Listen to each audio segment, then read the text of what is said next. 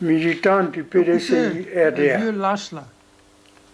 Dans une adresse aux militantes et militants ce jour, le président Diane Thiam, se référant au harcèlement judiciaire orchestré contre lui et le PDCI, a fait connaître sa décision de remettre entre nos mains son mandat de président du parti. Dans ces circonstances, nos statuts disposent que l'intérim est assuré par le doyen d'âge des vice-présidents. Je ne puis me dérober à l'appel du devoir. J'accepte avec responsabilité les charges qui m'incombent en vertu de l'âge qui est le mien. Je m'engage à assumer pleinement le rôle qui m'est ainsi dévolu en comptant sur vous, votre jeunesse et sur votre détermination.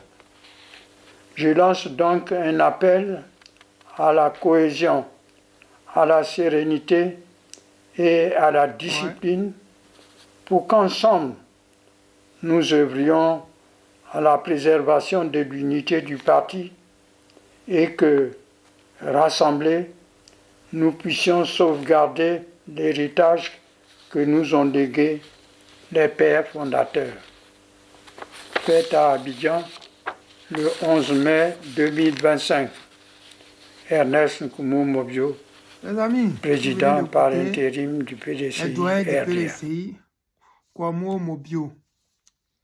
C'est un vieux, ce sont des vieux corrompus qui ont détruit le PDCI que vous voyez là.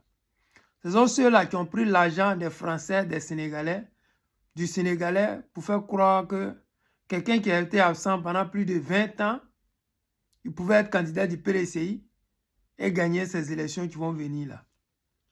On nous fait croire que non, il y a une justice qui est contre lui. Moi, je ne me bats pas pour le mensonge. Je ne me bats pas pour le mensonge. Celui-là, c'est un Sénégalais.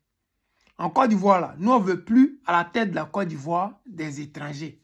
Parce que nous avons déjà vu l'exemple d'Alassane Draman Ouattara. Nous voyons comment souffrent les Ivoiriens. Donc, si on continue dans cette histoire d'émotion, oui, on utilise la justice. Non! Lui, qu'on utilise la justice pour les carter là, c'est bel et bien le guide président Gbagbo Laurent. Pourquoi? Parce que Gbagbo Laurent là, Ouattara et la France-Afrique, ils ont décidé de l'envoyer à la CPI dans un jet privé. Ils savaient où il se trouvait. Et derrière lui, ils l'ont jugé par coutumace. Ce qui ne se fait pas, mais ils l'ont fait. Mais pourquoi ils l'ont jugé? Pour braquage. Mais il n'était pas responsable du braquage. Celui qui est responsable, c'est son ministre. Mon voisin, Kone Katina. Le docteur ministre Kone Katina. C'est lui-là qui est le responsable du braquage. Et le guide président Laurent Gbagbo est le co-responsable. Donc là, lui, ils savent où ils l'ont envoyé, mais ils l'ont condamné par derrière. Ils disent qu'ils ne savent pas qu'il est à La Haye. C'est quel Africain, c'est quel Ivoirien qui ne savait pas où se trouvait Gbagbo Laurent à cette époque-là. On pouvait dire au moins s'il était à Belgique, et puis en Belgique ils l'ont condamné, on peut dire ouais, et ils ne savaient pas parce qu'ils ne connaissaient pas la maison de notre mère Nadi Gbagbo. Ils ne connaissaient pas, donc ça connaît ça. Mais il était à La Haye quand vous l'avez condamné. Mais le cas du Sénégalais, il n'est pas ivoirien. On nous dit c'est le petit-fils du fouet, oh. Mais les sœurs du fouet, ou fouet même dans une vidéo, il dit que mes sœurs n'ont pas fait d'enfants. Fouet, mais quand vous regardez bien là, dans son arbre généalogique, vous allez voir qu'il est sénégalais. C'est normal de dire que Tidiane Thiam, c'est son petit-fils. Mais son petit-fils de quel côté? C'est ça les gens ne disent pas. Sinon, si ce sont ses petits-fils, côté baoulé là, les sœurs du fouet qui sont baoulées là, qu'on utilise leur nom pour faire croire qu'eux là, eux n'ont pas fait d'enfants. Donc le gars là, votre histoire que vous avez fait là, ça passe pas. Nous, Ivoiriens là, on a vu Ouattara gérer. Les gens veulent forcément toujours nous imposer des étrangers.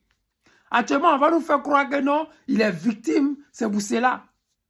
Non, c'est pas vrai. Les gens font croire que le PPACI, oui, soutient Tidiane Thiam. Non, on soutient le PDCI, on ne soutient pas Tidiane Thiam. Si le Sénégalais a démissionné, c'est une bonne chose. Mais je dois dire à ces vieux-là, le petit français là les avait prévenus. Ils n'ont pas écouté. On dit, oh, il est jaloux. Il est le pion de Draman. Il est monté, il est ceci, il est cela. Mais les Gikawe que vous avez écartés là, tout en sachant que c'est un bon Ivoirien, il était toujours là, même quand il y a eu le coup d'État, après le coup d'État. Pendant qu'ils étaient en lune de miel avec le RDR, qu'ils ont quitté le RDR, il était toujours aux côtés du B89, comme je l'appelais, Henri Konan Bédié. Il était toujours là pour le parti. Comment se fait-il qu'au moment de poser des candidatures, vous les doyens lâches là, les vieux cons là, vous les écartez sous prétexte que oui, il se peut que la justice les condamne plus tard. Bon, lui là, ils l'ont condamné, on fait comment maintenant? On fait comment? Vous le nommez vice-président. Et puis lui, toi le vieux là, tu es président. Donc actuellement, vous êtes en train de nous dire que c'est toi qui vas être le candidat du parti. Quelqu'un qu'on ne connaît même pas. Même dans le parti, mais les gens ne le connaissent pas. Donc, c'est toi le candidat du PDCI. C'est ça que tu veux nous dire ou bien c'est comment? Non, on vous regarde. C'est aujourd'hui que vous allez prendre votre décision, non? On vous regarde. Voilà. Les amis, c'était le président Lothar, l'ami des dirigeants qui se respectent. Je vous aime et je vous dis à tout à l'heure.